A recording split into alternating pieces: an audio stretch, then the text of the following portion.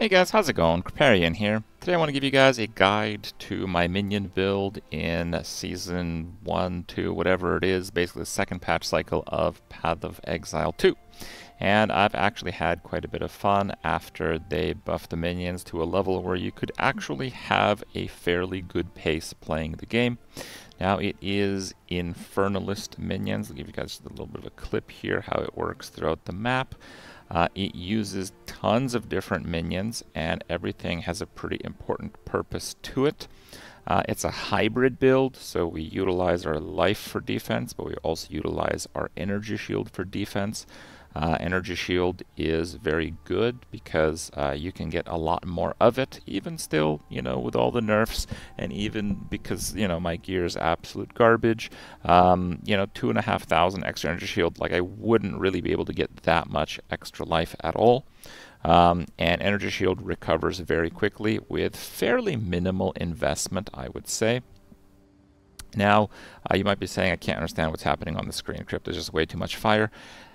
We'll call that one of the downsides of the build. There is currently no way around that. I would say it's not really a good idea to play this in hardcore, not because it's a bad build in any way. I think it's a great build in every single front of the game. It's just you can't see the ground very well, and what you're seeing right now is with 25% bloom, which is currently the lowest amount of shiny stuff that the game will allow you to tone down. This is the lowest. You cannot go lower than this. So this is as clear as the build will be, but some people like explosions and other people like good minion builds, so keep watching, I guess. Alright, so why don't we get into some boss damage. This is a tier 9 map, and at the time it was the highest map I had available. So I think I ran it with some modifiers, nothing too crazy, but you can kind of see that's the boss. It is now pretty much dead. It's just getting chunked like crazy. And there, bam, map completed. Pretty good damage. Wow, look at that. Where's the damage coming from? Well, if you do want the written version of the guide, it is once again in Mobalytics. I will have this guide for you guys. It's a good idea to check this out, because even though you might get all the information from the videos I'm about to share with you now, I might find out something that works a little bit better in the game, and I won't be able to change this video, but I will be able to update the guide, which I will be doing as we learn how to play the build a little bit better. But overall, I'm in a very happy state with how the build is working out, which is why I am ready to share it with you guys. Now, this is a minion army build. Use lots of minions, and it is Infernalist. Probably one of the first questions that people will have is, why do you play Infernalist? That is a good question. It's because we get lots of extra spirit, and lots of extra spirit is very important because we're using a lot of minions that are basically in a support role for our main damage dealers, which is the Spectre gem, the new one, and the Vol Guard. I'll explain where you get that in a moment. So you'll need a couple clerics to keep your guys alive. We're going to need a Reaver. We're going to need a Frost Mage. The Storm Mage I'm a little bit on the fence about, but I think it's still a good idea. And it's not so much just like how many of the one minion can you fit in your spirit pool. It's like you use 200 spirit just for your support minions, maybe, or maybe a little bit less. So anything over that is actually your spirit pool, and because of that, I think Infernalist is just kind of not replaceable unless you have god tier gear in Trade League, in which case you just do whatever you want. But basically this will give you upwards of about 100 spirit with a pretty well geared character, and that is just not something you can make up for with other ascendancies. Now normally you'd get those, but we actually use our life pool. If the energy shield goes away, we still have 1700 life, which is plenty in this current state of the game. Altered Flesh is pretty good for defenses, especially against penetration effects. And right now I have the Loyal Hellhound, which has been nerfed, but in some cases has not been nerfed. I'll explain in a moment. Ultimately, we'll be going for Pyromantic Pact and Seething Body. Now, Pyromantic Pact replaces your mana with Infernal Flame, and it's the same amount, and the things cost the same amount. So it's kind of like having mana, but instead of losing it, you gain Infernal Flame. So it's like if you would just zero out your mana, instead you max out your Infernal Flame. But you don't really want to do that because you blow up. Now, previous to this patch, if you didn't cast anything for 2 seconds, your Infernal Flame would go down by like 10% per second. Now it goes down by 50% per second. So I think we'll be able to have a pretty good playstyle of using things that cost a lot of mana, like Pain Offering, and then using things that cost like no mana, like Solar Orb, because we want to keep it high. And then if we need to use mana again, we just don't cast for a couple seconds, it goes to 0. We use the high casting cost stuff, then we cast the low casting cost stuff to keep it high. So you can do high is over 65%, over 2/3 basically. And if we have high Infernal Flame, players and allies in your presence gain 50% damage as extra fire, which is a huge amount. This basically puts Infernalist as the highest damage for minion builds that use lots of minions. Now, I think minion builds on Lich are viable as well. I don't think they're quite as good, unless you don't really care about the minion count. And you might be thinking, well, when would you not care about the minion count? Well, a build like this one, we care very much about the minion count. But for example, we use a Frost Mage skeleton because the cooldown is ridiculously strong. I can see Frost Mage builds not caring whether they have 7 or 5 Frost Mages, because the lion's share of the damage comes from using the button. So in that case, Lich is perfectly fine. I would even say for that build specifically, it's probably ideal. So basically, the minion builds are going to be divided between Infernalist and Lich, but I do think that if you want lots of minions, Infernalist is pretty hands down better, I would say.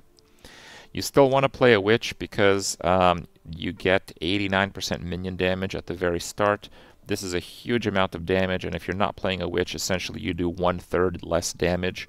The other thing that makes Infernalist really nice is eventually you don't care about mana at all, and when you get really high level gems, they actually cost a lot of mana. Normally you'd have to invest in some mana nodes and mana regeneration. The proximity and the start point, the fact that you don't need any mana nodes with this, the fact that you just have a lot of damage, and you're just well positioned for all the passives that you possibly need, just makes Infernalist a really good choice for it. The main damage dealer is the Spectre, and the side damage dealer is the Frost Mage. I'll explain in a second how they work. You don't need accuracy, because even though the Spectres use an attack, the attack portion is like the grenade. When it explodes, don't believe it uses accuracy. And if the grenades miss the target, they just fall on the ground, so it doesn't really matter. And spells do not use accuracy when it comes to the player or their minions utilizing them. This is just a little bit of extra damage, not a big deal. The rest is pretty standard minion energy shield stuff. We have new spirit nodes that are very good. You can go from this point, but I think 15 presence area of effect is very good, because in this patch they lowered presence by, I think, 1/3, or maybe worse. So if you lower it by 1/3, you need 50% more area to catch up to where it was. So you're not even getting close. Try to get as much as we can. You need area of effect with this build. So we get the area nodes there, and we do get all of the area nodes there. They are very important. The main damage dealer is the Vol Guard. You can obtain the Vol Guard from the Act 3 zone, the Utsal, I believe it's called, the old Utsal. So there's like an old Utsal zone. And there's many Vol Guards. The Vol Guard that you're looking for costs 50 spirit. Okay, that's the one that has grenades. So he has like a basic attack, he never uses this, and he has a grenade which does tremendous damage. This is one of the highest damage abilities in the game, and with Scattershot he will use 3 of these grenades. That's why there's so much fire and stuff everywhere. Now these grenades, they pop some oil on the ground, and if there is a detonator effect, it will ignite the oil, so there's some secondary damage. This damage is not very much. We mostly focus on increasing the damage of the grenade. So I did a lot of testing with these, and I am confident this is the best setup. I know some people are using different setups. I think it's difficult to see what works best unless you really get into it. Scattershot was nerfed, so you get 20% less attack speed and it does 35% less damage. What this means is instead of one projectile, you do 3, but each projectile does, I believe it's 52% of the normal damage. So if you use Scattershot and you use 3 projectiles, if only one of them hits, your damage is actually lowered by 50%. If 2 of them hit, you pretty much do the same damage. It's 104, so you gain 4% more damage. But if you gain 4% damage from one support gem, that's a really bad support gem. So really, you need all 3 projectiles to land with Scattershot, and if you do, the payout is very high. It's 156, so you get 56% more damage if all 3 projectile hits. But all 3 have to hit. And I tried lots of different setups. I could only make it work with every single area node on the skill tree and magnified effect, and other people who later tried this setup said it was much faster clear than not using magnified effect. And that's because if you don't use magnified effect, you're really rarely, if ever, hitting that 3rd projectile, and that is a massive amount of damage.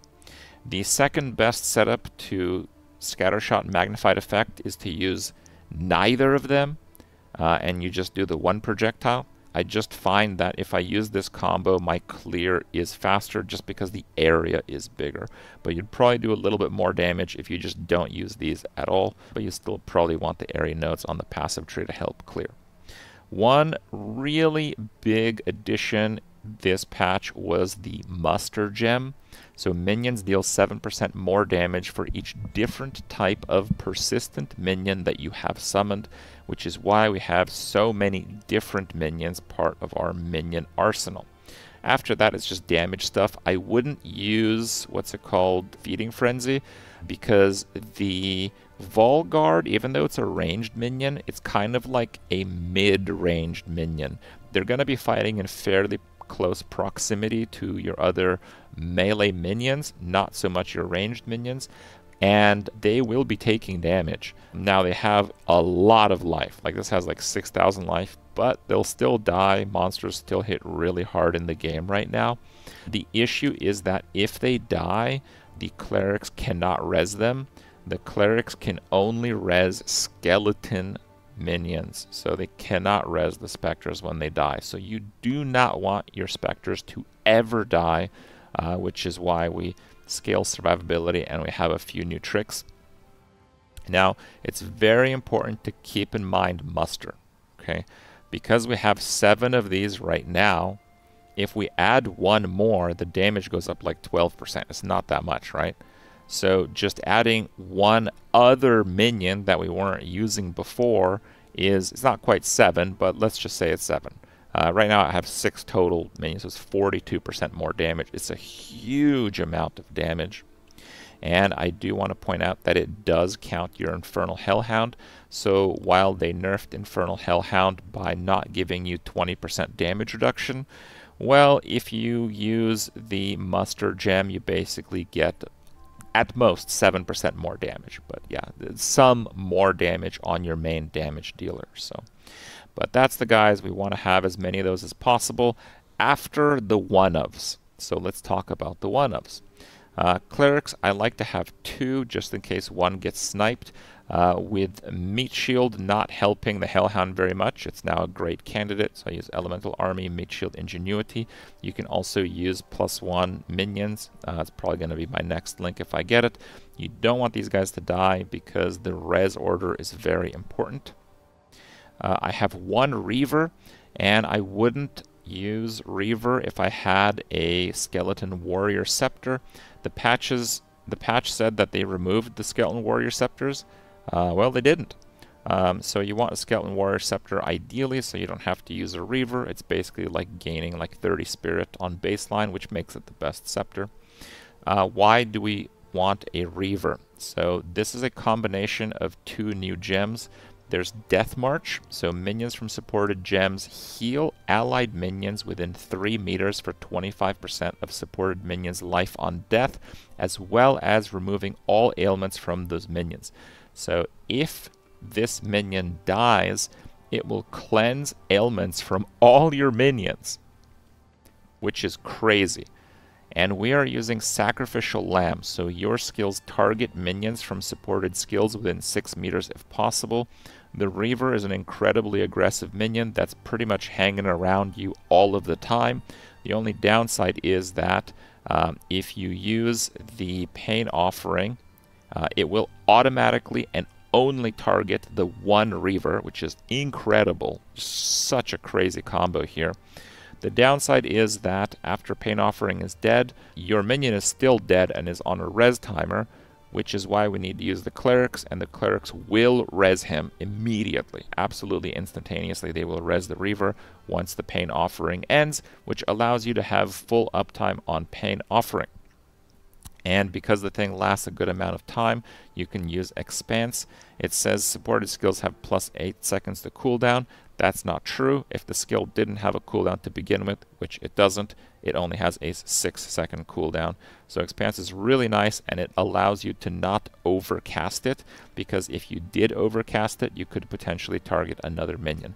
Now, you use it, it always targets the Reaver, and when the cooldown is over, the Reaver will immediately be rezzed. If you cast it again, it will be used on the Reaver again, even though somehow that didn't happen there. But typically, you know, of course, when you're recording the video, it screws up. But typically, it is going to hit the Reaver every single time. And you did see it get rezzed almost instantaneously there. So that's the idea behind the Reaver. This setup is not optional. Before I started using Sacrificial Lamb with Death March to specifically target kill one of my own minions, I was not really having much luck in high density situations because my minions would be dying. The ailment cleanse and heal combo constantly happening is just wildly powerful for minion survivability, which was nerfed this patch. Okay, keep that in mind. So very, very powerful solo minion carry. If you have warriors, you don't need this though. The next one is also insanely powerful. It is the Frost Mage. So the Frost Mage has a very powerful Ice Bomb button, and that's my T over here. So if I press it, it does that. Now this, it's a very fast cast time, and it's a very low cooldown.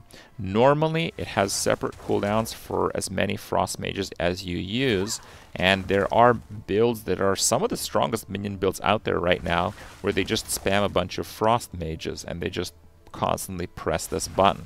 We only have one, but it will never really die to Pain Offering, because Pain Offering gets force triggered on the one Reaver.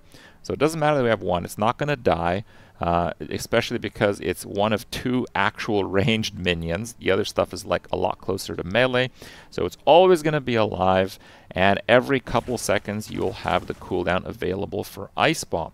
And Ice Bomb does a ton of damage, so right now it does like 8,500 damage. If I use like Pain Offering, 10,000 damage. And we are actually using Spell Echo. Spell Echo does nothing for their auto attack, but it actually doubles their button per button use, which is why you see 2 projectiles fall from the sky when I press it one time from a single Frost Mage, right? So this setup is only for its cooldown. Its auto attack damage won't matter. We don't debuff cold. None of that really matters. So we use Commandment. So they deal no damage. Other than the cooldown, the Frost Mage does no damage. But it's 100% increased cooldown recovery rate, which is very, very good, which is why it's almost spammable with a single Frost Mage. The only damage it does is its command skill, so we can use Bidding, 30% more damage, a fantastic support gem. And in case things have cold resist, we can get rid of it. This is not that important. I've noticed that most white monsters and maps actually don't have much cold resist. If you're wondering how much damage this turns out to be, it will one-shot all the small monsters.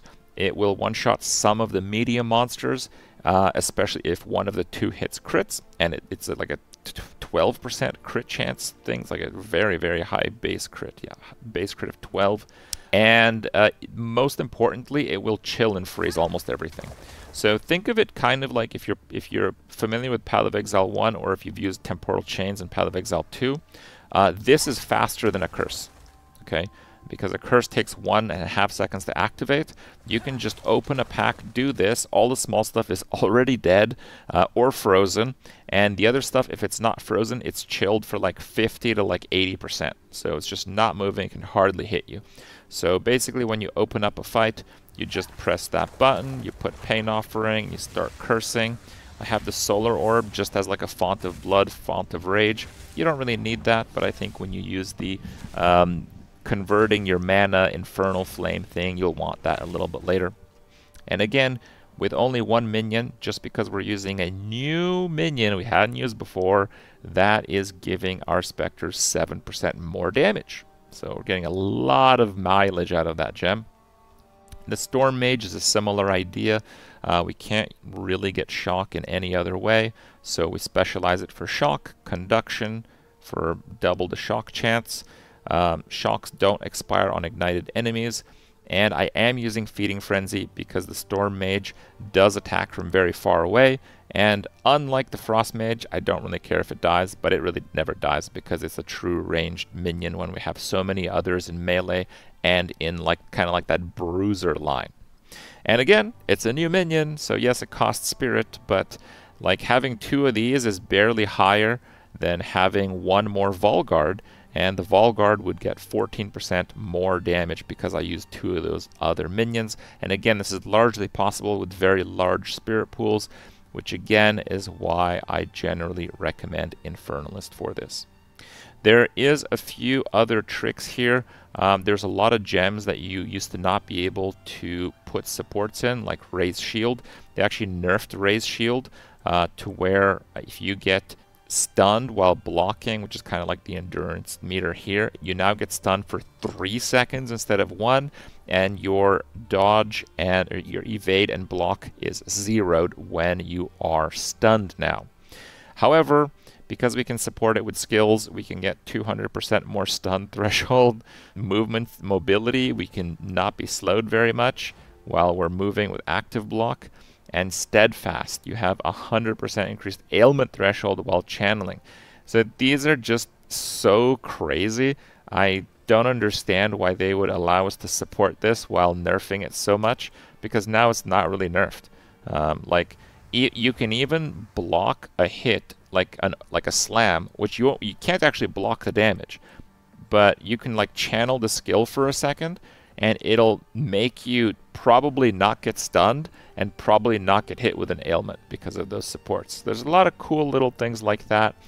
Overall, this is one of the coolest builds I've played in Path of Exile overall, because there's just so many elements that come together, and they come together to a pretty finely tuned machine at this point. The build is quite potent. I haven't pushed it for the highest content in the game, but I really wanted to get this guide out as fast as possible, and that was very difficult to do with literally last minute patch notes, and a lot of the information wasn't even available until we could play the game this time around. So do apologize for the late guide, but at least with confidence I can say that this build is amazing. The most I've done so far are tier 10 maps, but I was absolutely deleting them. And my character, I should probably show you guys my gear. My gloves have no life, not much energy shield, 220 energy shield on the chest, 55 on the helmet. My shield's actually amazing. I got really lucky on that. No minion skills on the amulet. I'm just using it because of spirit. I just like in my last 30 minutes of playtime got the +3 scepter, and +4 is possible. It's not even that rare. This is a level 26 ring. Elon will be proud, or not, I guess. So the character is really not well geared at all, and I'm absolutely smashing the highest tier maps I've done so far, which are rare tier 10 maps. I imagine that the remaining few tiers of maps will easily be overcome with hell. not just gear, it's just a new ascendancy. One more ascendancy point will basically give me 50% more damage. So I am pretty confident that this build will clear the game, and it is pretty satisfying to play as long as you don't mind fire everywhere. Again, if you guys want the written form that might be a little bit more up to date than this video, make sure to check out the Mobalytics build guide in the link below, and we'll see you next time.